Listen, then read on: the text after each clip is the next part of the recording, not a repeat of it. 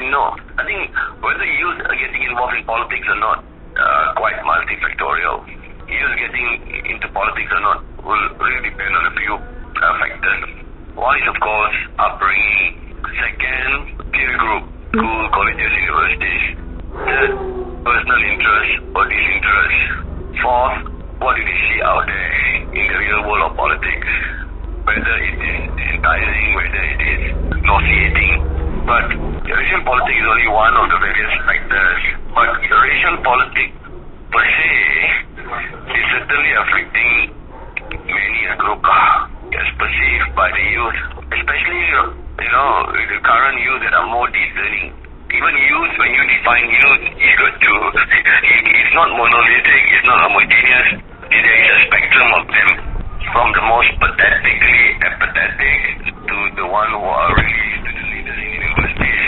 So there are spectrums of it. If the activists among them, come what may kind of thing. If there are bad practices out there, being racially politicized or racial or even religious bigotry, that wouldn't, repel them. If anything, it will be making them even more passionate to change and reform politics.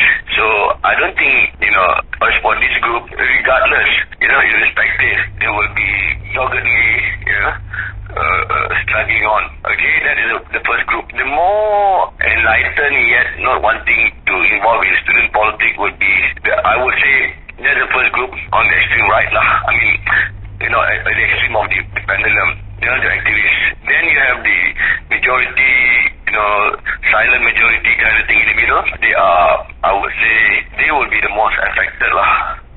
While the one on the other side, those that are already so repelled to politics, they just could not be bothered.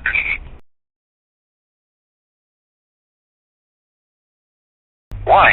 That is, to me, is just part of education, part of life fulfillment, from whatever persuasion, political, religious, or even ideological. I think the politics, like it or not, would have to encourage them, much as they would like to be as far away from politics. So I think why they must be involved in politics, well, in politics is because, it's an important aspect and domain of life. And the earlier they are able to see this, the better it would be. So there's no choice. Of the list of involvement is to come out to vote. That is the list that they must exercise. But of course, the best would be to themselves engage and involve in formal or informal political organizations, including NGOs. Answer lah. The future, like it or not, when you say the future of the country, it refers to both scenarios. The best case futures are the one that are assets to the nation, and the worst case would be, of course, the one that are almost like liability to the nation.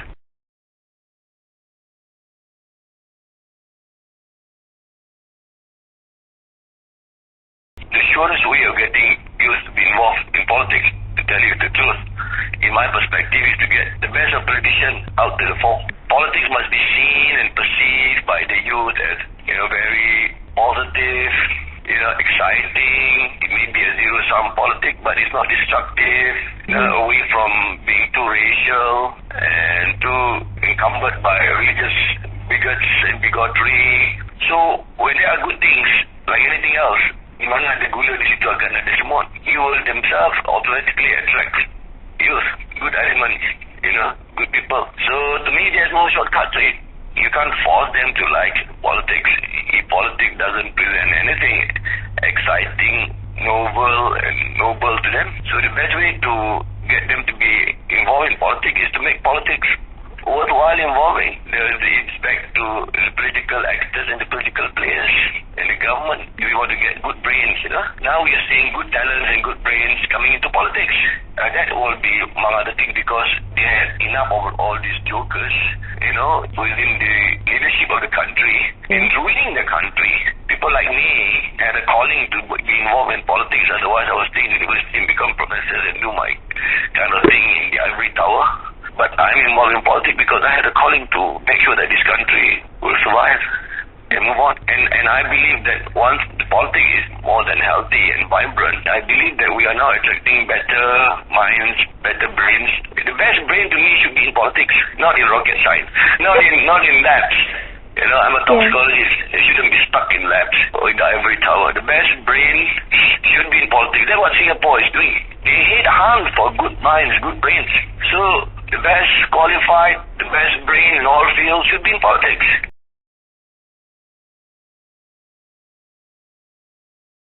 Yes, very much so. Because what they are seeing, if they perceive it to be, very destructive, politics, tinted with racism, bigotry of all kinds, I think they will be repelled by politics because they don't see good people in politics.